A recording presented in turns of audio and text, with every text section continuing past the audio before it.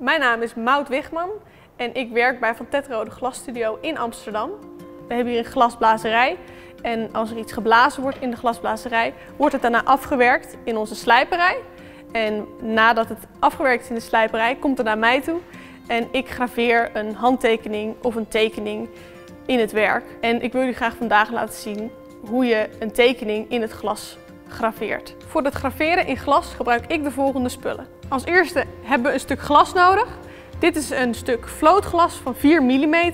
En vlootglas kan je eigenlijk overal bij elke glasboer in Nederland kopen. Het is heel fijn glas om op te graveren omdat het redelijk zacht is. Ook heb je een glasstang nodig om het glas te breken. Naast de glasstang heb je ook een glassnijder. Dit is een rondsnijder, zodat ik perfecte cirkels kan snijden. En we hebben snijolie nodig en ik gebruik dat met een kwast. Ik maak ook gebruik van diamantschuurpapier. Dit is een redelijk grove, dit is 60. Je kan ook 180 of 120 gebruiken. Voor het echte graveerwerk gebruiken we de Dremel, bijvoorbeeld de Stylo Plus, met verschillende accessoires. Voor de afwerking gebruik ik siliconenspray, omdat soms na het graveren kan er een soort van witte gloed over het glas heen komen. En met siliconenspray zie je dat minder. En als laatste gebruik ik UV-lijm om het kunstwerkje op een sokkel te lijmen. Ik heb deze tekening voorbereid om te graveren op glas. Let erop bij het uitzoeken of maken van een afbeelding dat die veel organische vormen heeft. Het is namelijk erg moeilijk om hele strakke rechte lijnen te graveren in het glas. Naast dat er veel organische vormen in moeten zitten, is het ook handig om een lijntekening te hebben. En dat er heel veel details in zitten. Die kan je namelijk goed maken met de kleinere accessoires. Ik ga nu het glas voorbereiden. Het eerste wat ik ga doen is eventjes het glas op maat snijden, zodat ik er zo meteen een rondje uit kan snijden. Dit doe ik met een gewone glassnijder en een glashaak of een liniaal.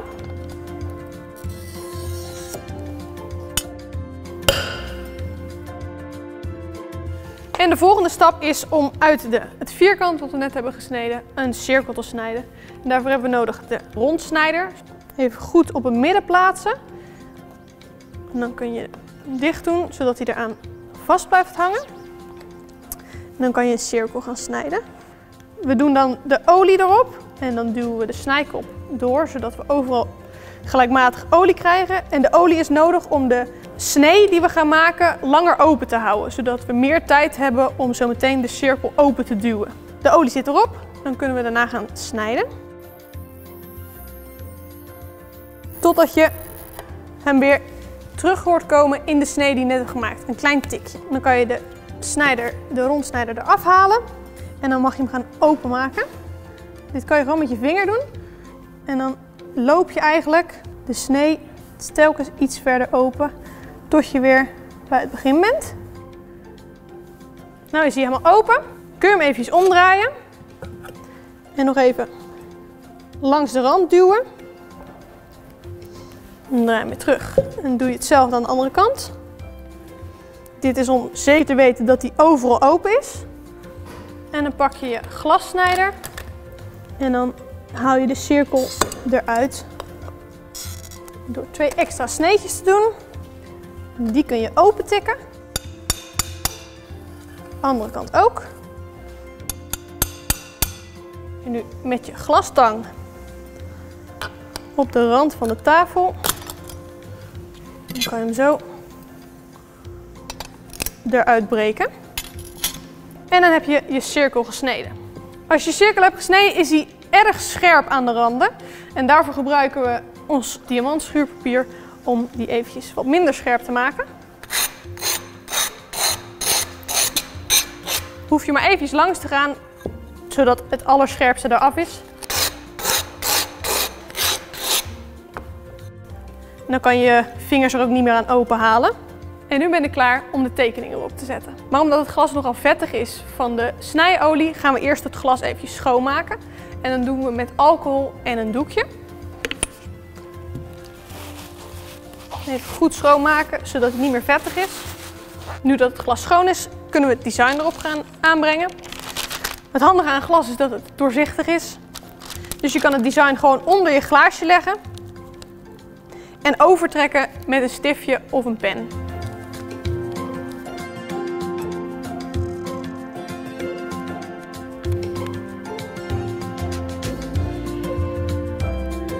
Tijdens het graveren is het erg belangrijk om handschoenen aan te doen en een mondkapje op te doen voor het stof en de rondvliegende splinters. Ik heb een bril, maar als je zelf nou geen bril hebt, is het verstandig om een veiligheidsbril op te zetten. Het design staat nu op het glas en we kunnen beginnen met het graveren. Ik doe dat met de Stylo Plus. Hij is namelijk klein en je kan hem als een pen vasthouden. Ook heeft hij de optie om hem harder en zachter te laten draaien. Meestal zet ik hem zelf op 5, dat is de snelste stand. Het eerste wat ik nu ga doen tijdens het graveren is gebruik maken van dit stiftje. Dit is diamantstift 7103 en deze gaan we gebruiken om de contouren te zetten, omdat hij klein is en een rond kopje heeft. Als we deze in de Dremel gaan zetten, moet hij ongeveer een halve centimeter van het kopje af zijn. Dan zit er hier een knopje wat je in kan drukken, zodat je hem kan vastdraaien. En om zeker te weten dat hij goed vast zit, kun je hem nog even extra aandraaien. Ik ga nu eerst de contourlijnen overnemen met het diamantstiftje. Dat zijn eigenlijk de basislijnen die ik straks moet gaan volgen als ik met andere stiftjes te werk ga.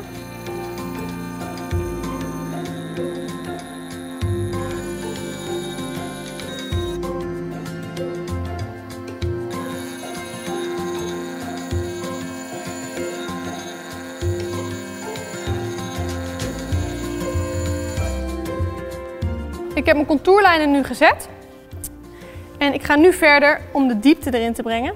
Dit doe ik met een ander stiftje. Dat doe ik met deze. Dit is de 7105 en dit is een wat groter diamantstiftje met een wat grotere bolle kop. En ik begin met de twee onderste delen. En omdat ik de buitenste lijnen van deze vlakken iets dieper wil hebben, begin ik dus ook bij de buitenste vlakken en daarna werk ik naar binnen.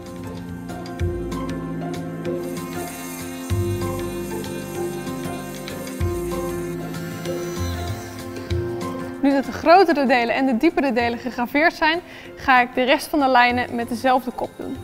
Met kleine ronddraaiende bewegingjes kan je meer diepte creëren en een egaler effect krijgen. Als de allerlaatste lijntjes gezet zijn, kun je de details nog toevoegen met een ander stiftje. De laatste diamantstift die ik ga gebruiken is de 7144. Dit is een heel erg fijn stiftje voor de laatste details en kleine streepjes, omdat deze plat is en een heel erg klein puntje heeft.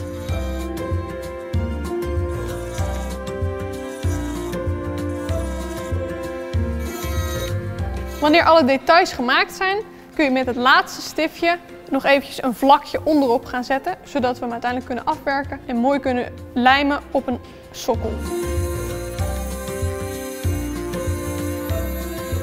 Nadat je het hebt gegraveerd, ziet het er een beetje wittig uit. En mooi is dan om met siliconenspray dat witte een beetje weg te wrijven.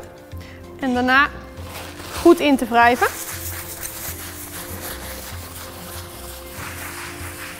En dan zie je meteen dat hij veel minder wit is geworden en veel transparanter.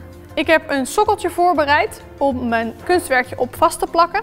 Dit vastplakken ga ik doen met UV-lijm. Die ga ik aanbrengen op de sokkel.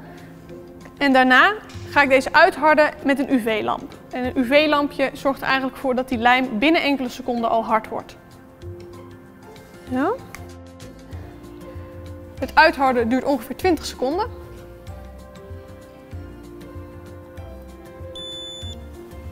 En na het uitharden kan je de restjes lijm wegvegen met een doekje. En als eindresultaat heb je een gegraveerd beeldje op een sokkel.